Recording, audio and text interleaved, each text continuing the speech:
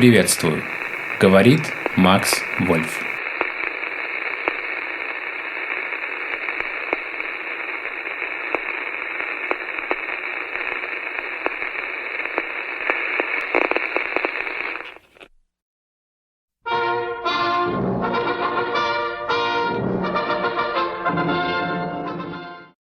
Melde das System auf allen Gebieten des öffentlichen Lebens seinen Bankrott an.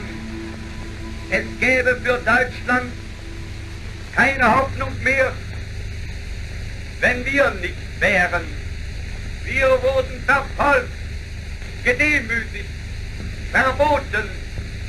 Unsere Führer und unsere SA-Männer wurden in die Gefängnisse gesperrt. Aber trotzdem stieg die Bewegung hoch. Dieses Volk wird unter der Führung neuer Männer und neuer Ideen wieder anfangen, Geschichte zu machen. 30 января 1933 года Гитлер, как однозначно правильно сформулировал Геббельс, лишь совсем скромно присел на самом краюшке правительственного кресла, в котором ему дольше не могли отказывать. Только с 3 национал-социалистами в кабинете, включая его самого, у свежеиспеченного канцлера было не слишком много перспектив, так что окружающие его бароны думали, что заберут всю власть себе. Они ошиблись, как известно, ибо их расплывчатым надеждам противостояла железная воля Гитлера. Он поставил обоих своих безусловно верных сторонников в кабинете, Фрика и Геринга, в центре тяжести власти. Один получил имперское, другой – прусское министерство внутренних дел. Через них Гитлер использовал революционный лом своего движения, чтобы снять Веймарскую республику с ее демократических петель. В землях, которые не управлялись национал-социалистами, премьер-министры очень быстро были заменены на надежных в понимании НСДАП правительственных комиссаров. «Геринг наводит порядок», ликовал Геббельс уже 15 февраля 1933 года в своем дневнике. В прусских провинциях одного обер-президента свергали за другим. На место инакомыслящих или даже только сомнительных начальников полиции приходили люди, твердо преданные делу Гитлера. Кажется, комментировал Геббельс в тот же день, в Германии еще не пошли разговоры о том, что происходит революция. Нашу первоначальную терпимость истолковали как слабость и думают, что смогут танцевать у нас на голове. Они увидят, насколько они жестоко ошиблись. Затем он отметил, что он вплоть до глубокой ночи подробно обсуждал с Гитлером детали его заново создаваемого министерства. Эта запись не является случайностью, так как к первоначальной терпимости нового канцлера относилось также и то, что он пока отказывался от того, чтобы доверить своему шефу пропаганды, как с самого начала было твердо предусмотрено, соответствующее министерство в своем кабинете. Из ближайшего окружения старого господина Гитлера предупредили, чтобы он не настаивал на таком назначении. Это могло бы разрушить все до сих пор достигнутое. Гинденбург однозначно отказался бы подписать такой документ. Тем самым Геббельс еще раз в его жизни был отодвинут назад по сравнению с другими, которых он по праву мог считать уступающими ему в способностях и по заслугам перед делом Гитлера. Это обидное оттеснение на задний план, без сомнения, как и все те многочисленные обиды, которые ему пришлось сносить в детстве и молодости, способствовали одной очень отрицательной стороне его характера, которую все же никак нельзя обозначить иначе, чем злость. Геббельс никогда не мог по-настоящему злиться только на одного человека – на Гитлера. Он также не затаил на него злость из-за отсрочку его назначения министром. Он знал его причины для этой отсрочки, и он принял их. И он был уверен, что Гитлер сдержит данное ему обещание и исполнит его при первой возможности. Историки обычно предполагают, что планирование этого министерства происходило только в начале 1932 года, то есть за год до прихода НСДАП к власти. Источником этого предположения является книга «От Кайзерхофа до имперской канцелярии», где Геббельс пишет под датой 22 января 1932 года. Беседовал с фюрером о дальнейшем будущем. Особенно мое более позднее учреждение приобретает более четкие контуры в его задачах и компетенциях. Думаем о Министерстве народного просвещения, в котором были бы объединены кино, радио, новое учебное заведение, искусство, культура и пропаганда. После женитьбы Геббельс переехал в квартиру Магды в западной части Берлина. Еще в 1932 году она превратилась в неофициальную штаб-квартиру партии. Гитлер, обычно останавливавшийся в отеле Кайзерхоф неподалеку от Вильгельмштрассе, проводил вечера у Геббельсов. Магда особо готовила для него что-нибудь вегетарианское. Гитлер приходил со своим другом Хафенштенгелем и адъютантами Брукнером и Шаубом. Почти ежедневно заезжали Геринг и граф Хельдерф. В 9 фюрер пришел к ужину, записал Геббельс в дневнике 27 февраля 1933 года. Мы слушали музыку и болтали. Вдруг раздался телефонный звонок. «Горит Рейхстаг». Я решил, что звонивший бредит, и даже не сказал ничего фюреру. Однако несколько других звонков подтвердили ужасную весть. Пламя полыхало над куполом Рейхстага. Поджог. Я поставил в известность фюрера, и мы помчались со скоростью более 100 км в час. Все здание уже было объято огнем. Нас встретил Геринг. Скоро подъехал фон Папен. Уже выяснилось, что Рейхстаг загорелся не случайно, его подожгли. Без сомнения, коммунисты предприняли отчаянную попытку захватить власть в атмосфере паники и террора. Геринг тотчас же наложил запрет на всю коммунистическую и социал-демократическую печать. Той же ночью руководство Компартии было арестовано. Штурмовые отряды были подняты по тревоге и приведены в состояние боевой готовности. Мы с фюрером поехали в редакцию Völkischer Beobachter, чтобы без задержки готовить редакционные статьи и воззвания. Генрих Хоффман, личный друг Гитлера, присутствовавший на ужине, так описывал первую реакцию. 26 января 1933 года мы с Гитлером приняли приглашение отобедать с Геббельсом на Рейхсканцлерпlatz. Из уважения к Гитлеру мясо не готовили, однако помимо вегетарианских блюд подали рыбу. Но когда Гитлеру предложили крупного карпа, он отказался. «Мой фюрер, я думала, вы едите рыбу», — сказала фрау Геббельс. «Рыба — это же не мясо?» Гитлер улыбнулся не без сарказма. «Значит, по-вашему, дорогая сударыня, рыба — это овощ?» Телефонный звонок прервал фривольную беседу. Геббельс лично снял трубку, и я помню этот разговор, как если бы он происходил вчера. «Геббельс у телефона, кто это?» «А, здравствуйте, Хафенштенгель, в чем дело?» «Что? Ушам не верю, секунду, я передам трубку фюреру». «Алло, Хафенштенгель, что случилось?» «Ай да ну вас! Кажется, Гитлер от души забавляется. Вам что, мерещится или вы перепили виски? Что? Вам видно пламя из вашей комнаты?» Гитлер обернулся к нам. «Хафенштенгель говорит, что в здании Рейхстага пожар. Кажется, это точно». Мы посмотрели в окно и увидели, что небо над Тиргартеном действительно окрасилось кроваво-красным заревом. «Это коммунисты!» – вдруг свирепо выкрикнул Гитлер и с силой бросил трубку на рычаг. «Мы с ними окончательно разберемся. Я должен ехать немедленно. Теперь они у меня в руках». То, что сообщил мне Геббельс о его участии в пожаре Рейхстага, вспоминал фон Оффен, не противоречит новейшему состоянию научных исследований этой проблемы. Если заняться документами того времени, то бросается в глаза, что Völkischer Beobachter о пожаре Рейхстага, произошедшем 27 февраля, сообщал только в своем номере от 1 марта 1933 года с огромными заголовками. Причиной была отнюдь не отсталость тогдашнего газетного дела, и также не то, что официальный орган НСДАП был скучной газетой. И уж вовсе дело было не в цензуре, которой в Третьем Райхе в мирное время никогда не существовало, в противоположность другим временам и странам. То, что читатель Völkischer Beobachter получил подробности такого сенсационного события не со свежими булочками на завтрак следующим утром, а лишь на сутки позже, произошло из-за прямого вмешательства человека, которого спустя 14 дней назначили первым и единственным немецким министром пропаганды. Напечатанный на целую страницу жирным шрифтом заголовок на первой странице Völkischer Beobachter. «Чаша переполнена. Теперь нужно действовать решительно и беспощадно», происходил из-под пера Йозефа Геббельса. Когда он получил сообщение, что Рейхстаг горит, так он рассказывал мне, и я записал это 27 сентября 1943 года в мой дневник, то он был как будто наэлектризован. Это было слишком хорошо, чтобы быть правдой. Горящий Рейхстаг должен был стать понятным даже последнему соотечественнику сигналом к устранению марксизма в Германии. Какой же была тогда, через 4 недели после так называемого захвата власти, политическая ситуация в Германии? «Мы в Берлине оказались перед почти миллионом коммунистических избирателей», объяснял Геббельс. «Коммуна была в апогее своей власти. Ее партия жестко организована, ее боевые отряды сильны. Они 31 января существовали точно так же, как и 30 января 1933. Если бы они тогда довели дело до пробы сил, если бы они призвали ко всеобщей забастовке, я не знаю, решился ли бы Гинденбург и его окружение на то, чтобы тогда санкционировать необходимые меры с нашей стороны. Вы видите, что рабочий класс против вас, господин Гитлер? Уходите, пожалуйста, мы лучше попробуем с кем-нибудь другим.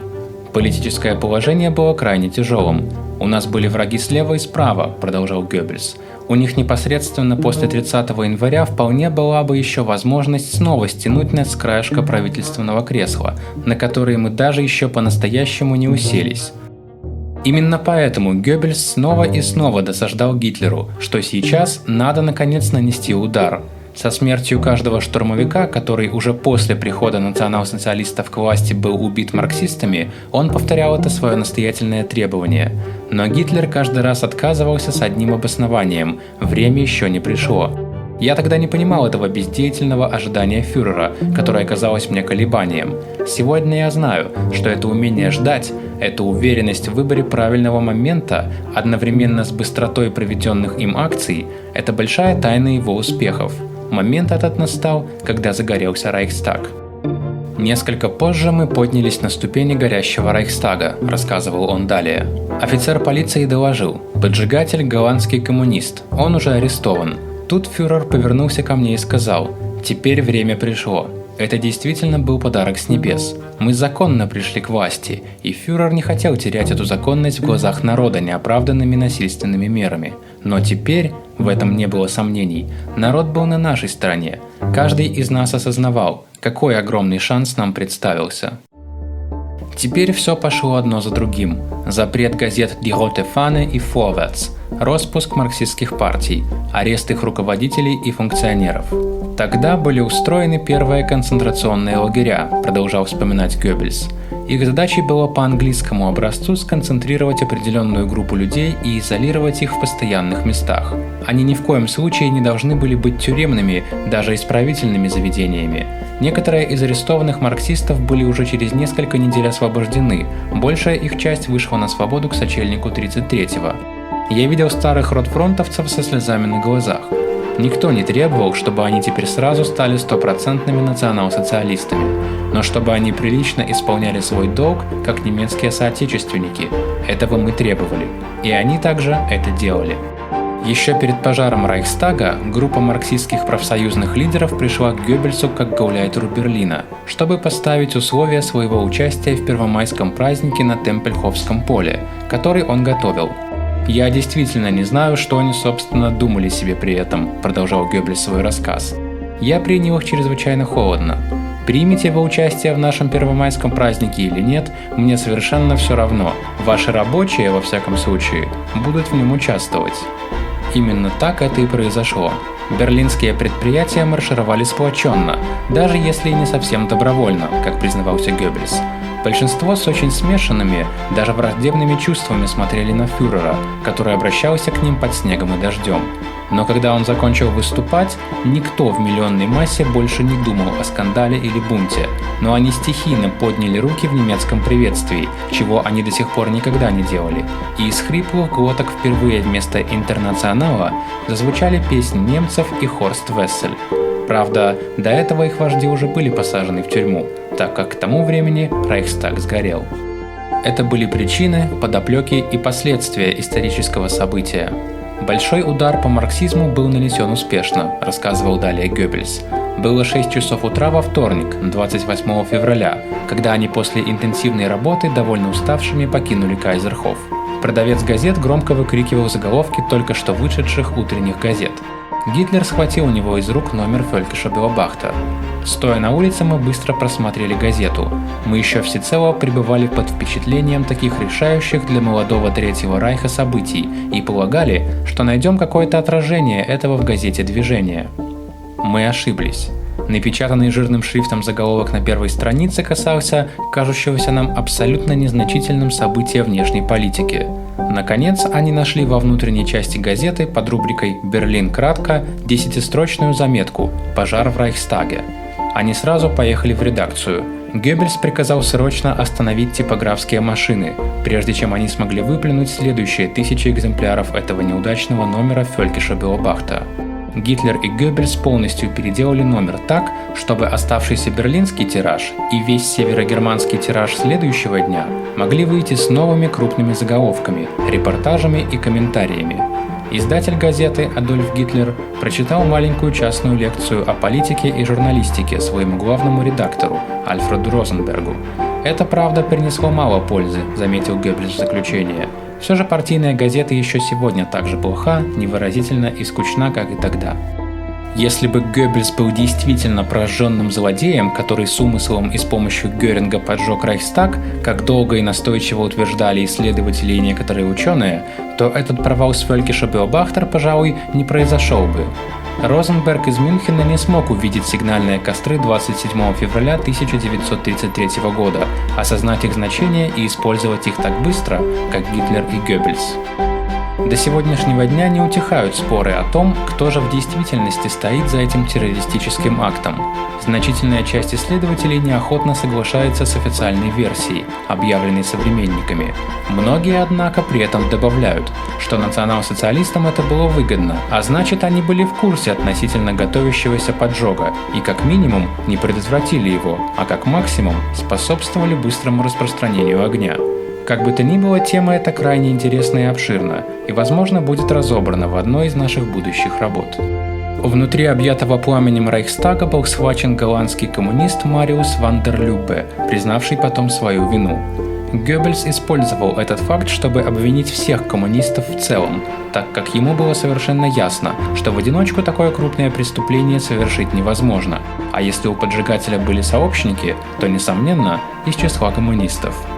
Ван дер Люббе должен был предстать перед беспристрастным немецким судом вместе со своими арестованными соратниками Эрнстом Торглером, председателем коммунистической фракции Рейхстага, болгарином Георгием Димитровым, руководителем центральноевропейской секции Коминтерна, и еще 2 болгарскими коммунистами – Поповым и Таневым. Геббельс быстро убедился в том, что на этом суде все его надежды рухнули. Во время перекрестных допросов Геринг потерял самообладание и угрожал обвиняемым. Мало того, он предоставил Димитрову возможность, к тому же не одну, превратить зал судебных заседаний в трибуну для антинацистской пропаганды. Болгарский коммунист вел себя нагло. Он знал, что ничего страшного с ним не случится, так как Сталин недвусмысленно дал понять, что не позволит принести в жертву столь ценного агента. Свидетельства Димитрова в Лейпцигском Верховном суде, вероятно, произвели на Геббельса неординарное впечатление. Уж кому как не ему было знать цену публичных выступлений в суде. 10 годами ранее он сам видел, как Гитлер превратил процесс над ним в пропаганду национал-социализма. Сам Геббельс за последние 10 лет не раз стоял перед судьями по обвинению в клевете, и всякий раз ему удавалось в той или иной степени обратить процесс себе на пользу. «Партия одержала великую победу», – записал Геббельс через 4 дня после прихода Гитлера к власти. «Но эта победа не окончательная. У нас есть правительство, программа, воля к возрождению. Недостает только доверия немецкой нации». Геббельс имел в виду тот факт, что у НСДАП не было большинства даже в собственном кабинете Гитлера. Кроме фюрера, Геринга и Фрика, ставшего министром внутренних дел, другими членами кабинета были консервативные националисты, вроде вице-канцлера фон Папена, министра иностранных дел Константина фон Нойрата, министра финансов графа Шверина фон Крозига и Альфреда Гугенберга, получившего портфель министра экономики и сельского хозяйства. Положение, при котором национал-социалисты были в меньшинстве, можно было ликвидировать, распустив Рейхстаг и проведя внеочередные выборы. Возможно, эта кампания стала бы последней для Йозефа Геббельса. Во время совещания у фюрера было решено, что я останусь свободным от министерского поста, чтобы полностью посвятить себя приближающейся кампании, записал он в дневнике. В Берлине были собраны все гауляйтеры. Я ознакомил их с тактикой и техникой предвыборной борьбы. Мы поставили перед собой цель достичь абсолютного большинства. Немецкое радио всегда находилось под контролем государства, оппозиционные партии к микрофону не допускались. По этой причине Геббельс до сих пор произнес всего одну речь по радио, а Гитлер и вовсе ни одной. Теперь Геббельс решил превратить радиовещание в инструмент пропаганды. Он не стал терять время и поспешил заменить прежних руководителей радиостанций на преданных членов партии. Выступление Гитлера планировалось проводить только в больших городах, где имелись мощные передатчики, чтобы его слова могли достичь каждого дома в окрестных селениях. Выборы состоялись 5 марта. «Мы достигли триумфа», – подводит итог Геббельс. Результат превзошел все ожидания. Что значат для нас теперь цифры? Мы стали хозяевами в Райхе и в Пруссии, все прочие повержены в прах. 13 марта 1933 года первый редактор «Ангриф» Юлиус Липперт был назначен бургомистром Берлина. В тот же день Гитлер сообщил Кабинету министров о своем намерении учредить Министерство национального просвещения и пропаганды. На другой день Гинденбург привел к присяге новоиспеченного члена кабинета доктора Йозефа Геббельса. Немцы развешивали флаги и украшали улицы, посылали восторженные телеграммы Гитлеру и другим НС-вождям. Началось повальное переименование улиц. В каждой маломальски уважающей себя деревушке появилась по меньшей мере Гитлерштрассе и Гитлерплац. Все были счастливы, уверовав, что уж теперь-то все трудности позади, и не будет ни безработных, ни голодных. Не проходило ни ночи без факельного шествия. Но некоторые немцы продемонстрировали далеко не лучшие черты своего характера. Геббельс едва скрывал презрение. Он навестил мать в Райтте и потом написал: «Весь городишко, несколько месяцев назад изгнавший меня с проклятиями, суетится от восторга и радости». Выступая 16 марта 1933 года, Геббельс сформулировал свою мысль предельно откровенно. Правительство, подобное нашему, должно принять меры, преследующие далеко идущие цели. Оно должно усилить свою пропагандистскую работу, чтобы привлечь людей на нашу сторону. Просвещение общества пассивно по своей сути, пропаганда всегда активна. Наше предназначение – работать с массами до тех пор, пока они не придут к нам. Пропаганда является термином, который часто недопонимают, и о котором часто говорят пренебрежительно. В глазах профана это нечто или неполноценное, или презренное. Слово «пропаганда» имеет скверный подтекст.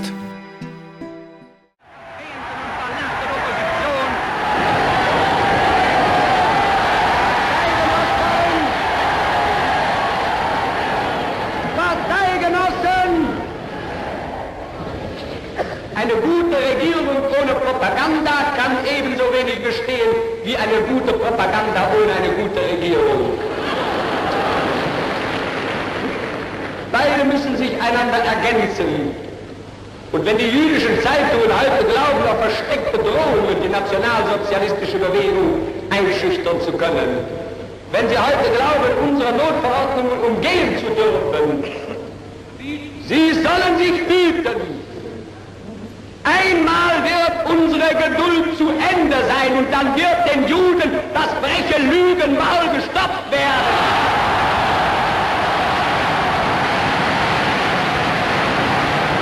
Unser Führer, der Reichskanzler Adolf Hitler, hat das Wort.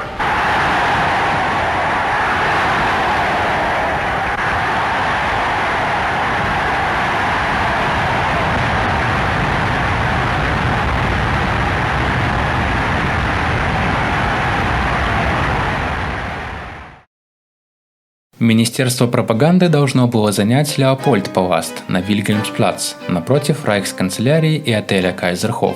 Старинное красивое здание было построено Шинкелем, одним из выдающихся прусских архитекторов XIX века. Дворец был быстро перестроен и обставлен в скромном современном стиле.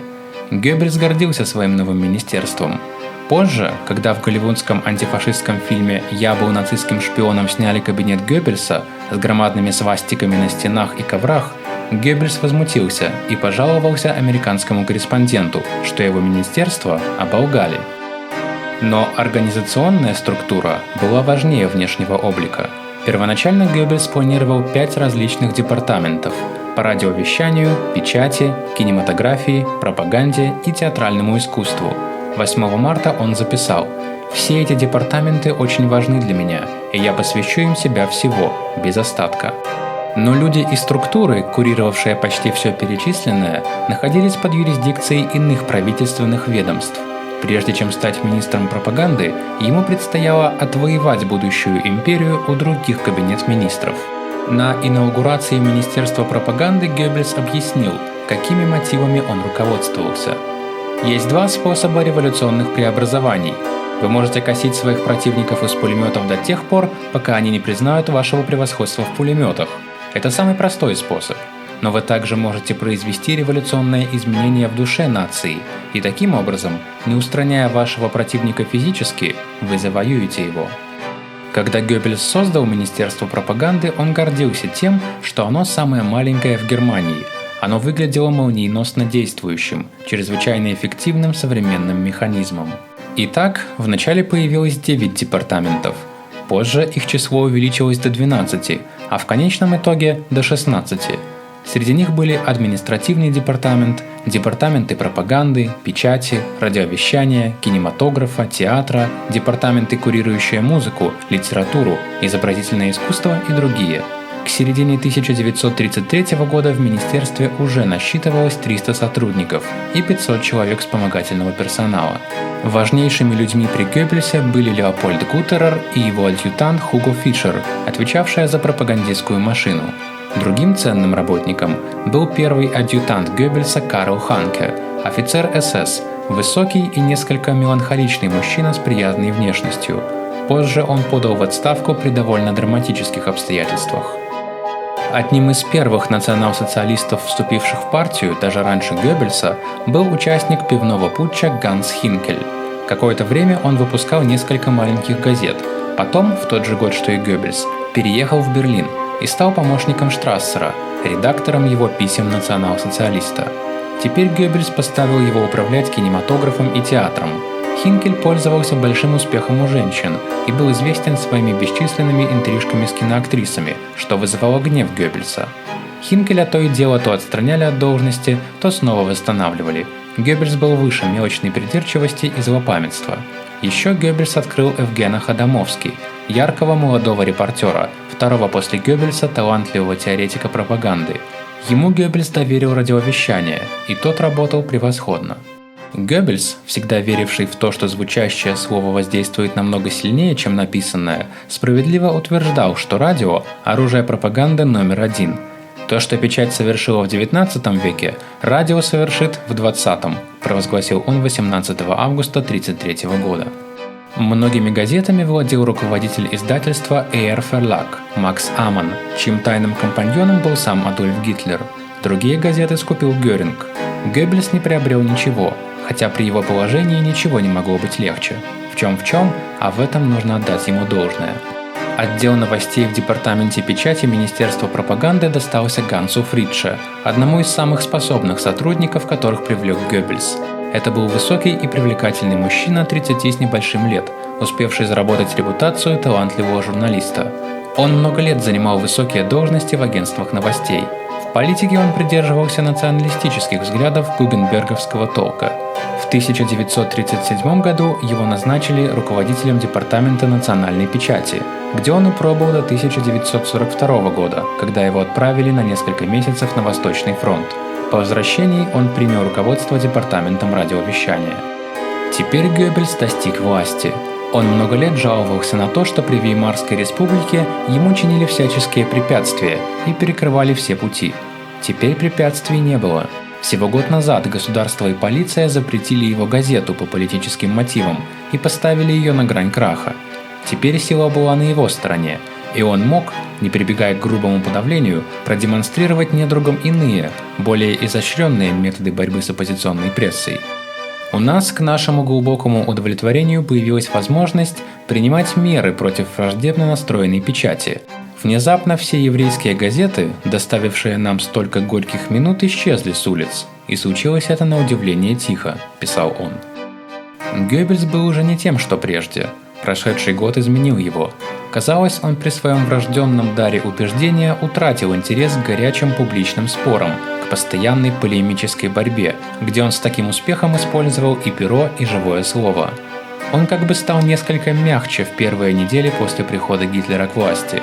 Он проехался по местам, где когда-то учился, и записал: «Сколько воспоминаний мне навеял старый Хайдельберг. Я вспоминаю его с чувством ностальгии. Фрайбург полон прелести. Я не видел его 15 лет, а он все тот же, что и раньше». 10 мая 1933 года в Берлине и других немецких университетских городах состоялись стихийные студенческие демонстрации. поощряемые, однако, сверху. Министерство пропаганды не имело к ним никакого отношения. Высшая школа подчинялась, к большому сожалению Геббельса, имперскому министру образования Русту. В университетах Германии национал-социалистическая революция обогнала общее политическое развитие. Существующее с 1919 года немецкое студенчество уже с 1929 года находилось под все более сильным влиянием НСД-СТБ – Национал-социалистического союза студентов Германии, который в 1932 году, то есть за год до прихода Гитлера к власти, на демократических выборах получил абсолютное большинство в большинстве всеобщих студенческих комитетов. Так что руководство немецкого студенчества и НСД-СТБ, согласно принципу вождя, сконцентрировалось в руках имперского вождя студентов – Reichsstudentenführer. С тех пор и до конца войны им был доктор медицины Густав Адольф Шель. В то время ему было 25 лет. Это центральное студенческое руководство, которое, естественно, не хотело при запланированных на 10 мая 1933 года во всей империи и, как всегда, хорошо организованных мероприятиях, отказываться от увлекательного оратора, которым, без сомнения, Бернхард Руст как ответственный министр не был. Когда они по этой причине обратились к Геббельсу, тот не захотел отказываться, уже из-за его близких отношений с академической молодежью Германии и, естественно, также из-за представляющейся вместе с тем возможности пропагандистского влияния. Поэтому после некоторых колебаний Геббельс принял направленное ему приглашение выступить на полуночном мероприятии перед Берлинским университетом. Он прибыл к месту мероприятия только тогда, когда оно уже давно началось. Там его радостно приветствовали, и он сразу же взял слово. Министр, в то время один из самых молодых, но все-таки уже в возрасте 35 лет, обратился к публике младше его на 10-15 лет со словами «мои сокурсники». Тем самым был установлен контакт во время этой встречи, которую Геббельс произнес полностью импровизационно. В некоторых из его формулировок можно заметить определенную дистанцию, при всем принципиальном согласии. Например, когда он говорил: «Когда вы, студенты, берете в свои руки право бросать в костер духовную грязь, тогда вы должны также взять на себя обязанность освободить на месте этого мусора дорогу настоящему немецкому духу». И он просил их, чтобы они увидели в этих кострах символ не только упадка старой эпохи, но и подъема новой. Reichsminister Dr. Goebbels spricht zur Jugend. Meine Kommilitonen, deutsche Männer und Frauen, das Zeitalter eines überspitzten jüdischen Intellektualismus ist nun zu Ende. Und der Durchbruch der deutschen Revolution hat auf dem deutschen Weg wieder die Gasse freigemacht. Und der kommende deutsche Mensch wird nicht nur ein Mensch des Buches, sondern auch ein Mensch des Charakters sein.